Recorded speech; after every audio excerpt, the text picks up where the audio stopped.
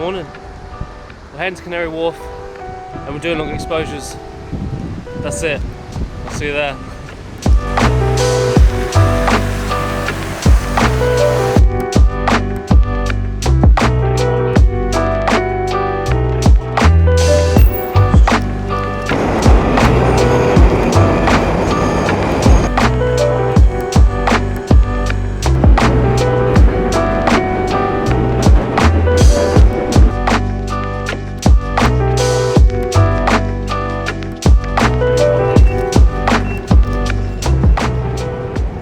First of all, you want your ISO right down. You don't want any noise in the photo, so you don't want to go above 500 really. You want like 300 and below to get a nice crisp shot.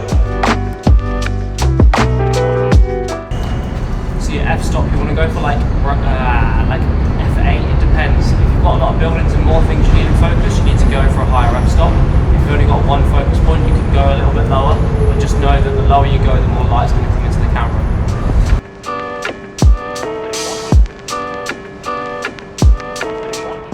The last thing is just shutter speed, and this depends on how dark your photo already is. So if you're at f8, it's going to be a little bit darker anyway, so you can sometimes afford to have that shutter open for like 30 seconds.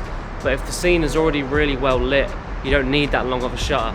So that's why it's always best to take long exposures at night, because you can open that shutter for longer because it's normally darker, and then you can get more lines and more things going through the camera.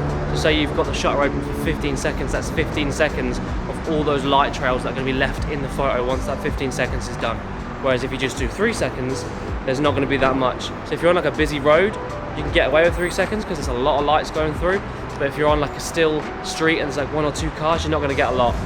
But if you're just doing stills, like I'm going to try and get one of this train right now, I'm probably going to do like a 5-second shutter. So we'll head up there now, we'll try and get this train. There is a spot just over the water with these skyscrapers in the background, but there's construction, so I can't really get near it. I'm going to try and see if I can get past one of the fences, but if not, we'll just try it from this train station up here. Okay, so this is the shot we're going to try and get. We've got trains coming into the station here. We're going to try and get a long exposure, probably like 5-10 seconds. What I'm going to do is take 3 photos, and then I'm going to merge them all together in Photoshop, because I don't think we're going to be able to get a train on every single track. I mean, it would help if it did, but I don't think we're going to be able to. I did want to get a photo, I'll quickly show you. I did want to get a long exposure of this, with the skyscrapers in the background, but there's construction. I tried to jump the fence, but it didn't really work. So we're just going to wait here for a train, and then we're going to try and get a couple of shots here, using the same rules that I just said down there. I'm going to go for like an ISO of, I'm going to go like ISO 100 as low as I can, because it's already quite light here, so I don't want to bring too much more light in. Probably go like f5, f8, and then I'm going to try and go for a 10-second shutter because I want a long trail from that train. So yeah, let's see if we can get it.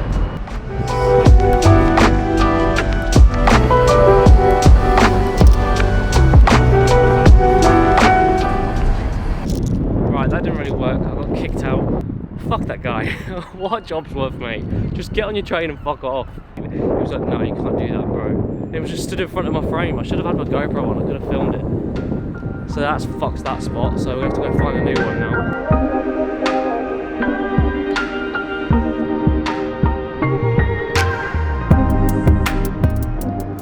It's still dark, which is decent. It's going to sunrise soon. I want to get this long exposure just here. There's basically a train that goes across the top of the platform, and then we've got the nice building here. So I'm going to set up the tripod just there. And I'm going to try and get this long exposure. I just want to get this before the light comes up and then we miss the shot.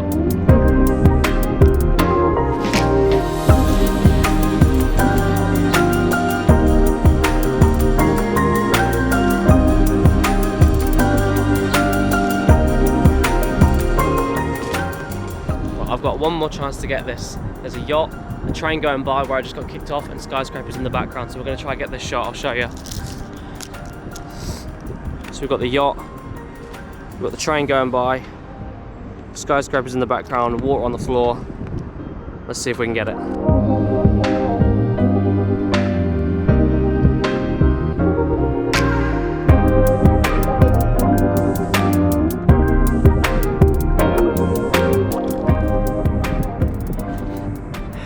This has been another difficult one.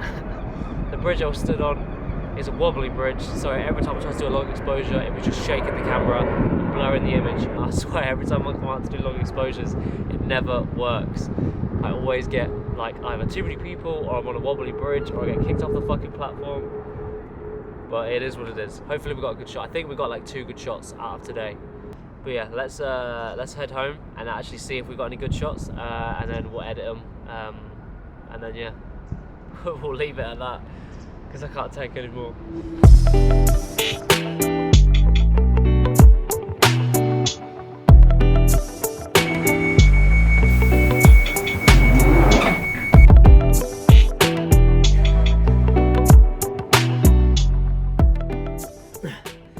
Okay, hopefully I'm in frame. I think I am. I'm back home, so I don't have my tripod, so you're just bouncing on some books. But let's look at the photos that we got. We only got 3 in the end, but they're 3 good ones. So we've got this first one, which is this one. I've got 2 side by side. I was going to merge them in Photoshop, but it didn't actually work out that great. So I've got 2. I've got one that's a train coming halfway across, it misses out the left side. And then I've got one that comes all the way across, but the lights are a little bit dimmer. I don't mind both, to be fair. I've just edited them. I'm turning them all the way to the blue. I've upped the exposure, brought the shadows down a little bit, vibrance up, so then you get all the lights blown out a little bit in these buildings, because I actually quite liked that.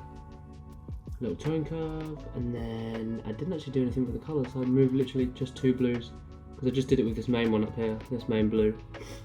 And then I did a little bit with the tone, I don't even know what these are called, colour grading. I just call them little circles. A little bit with that, and then I'm pretty sure, yeah, as always, change the camera calibration just to more of like a turquoisey blue. So yeah, I actually don't mind that one. That one's actually pretty decent. And obviously you've got the one next to it, a little bit dimmer. Don't like this one as much. And then we've got this one. So this one would have been, when it focuses, is that how, oh, that's actually quite blurry. I would have got more, but I made a mistake and I spent the first 15 minutes here filming all the clips for the video, and then by the time I came to take a picture, I got kicked out by security, so I only got to take 1 picture, because I wanted to have trains on the left, trains in the middle, and trains on the right, and I was going to merge them all together into Photoshop later. But obviously I ran out of time and I fucked it, so I got this one. But I don't mind it, but it's not in focus. And there's only one little light trail, there's a little train there. It's not the best, but I guess it is what it is. I moved quite a lot down here in the camera calibration on this one. Saturation's right down on the greens. I've got some blues, and then changed the reds to a little bit more orange. That's it really for that one. Tone curve here. Quite a lot going on. But yeah, I was a bit annoyed with this one, but I guess it's still a decent shot. But realistically, I'd want to have 1, 2, 3 trains and then merge them all together into one. But I think I want to go back. I think I will go back and do this one again. And then there's this one. This doesn't really count as a long exposure, because this one was literally 1/3 of a second. I think it was literally barely a long exposure. But I still like it. It was quite dark. You got all the lights from the buildings and stuff. Didn't really get a train coming by. But we've got a nice little blurry water. We've got the boat on the left there. We brought the clouds down a little bit so that can come back into the shot. And then I made sure I got the buildings and stuff in focus. But the thing is with this one, I was on a wobbly bridge, so I was trying to get a long exposure of it. And every time I'd do it, someone would walk across the bridge, or even if the water would just knock the bridge, it was moving up and down. And obviously if you're taking a long exposure, you need it to be dead still, because any movement will stay in the image and it will blur. So this one took me quite a while. I didn't think I got a sharp shot, but this one, it's quite sharp if you look at the buildings. It's quite sharp. So yeah, they're the 3 photos I got. I think definitely I should have gone at night next time. I tried early morning this time because I don't think there'll be as much security, but I think next time I'll go at night time, because then I'm not going to run out of light. Like, it's not going to get lighter as the time goes on, it's just going to stay dark.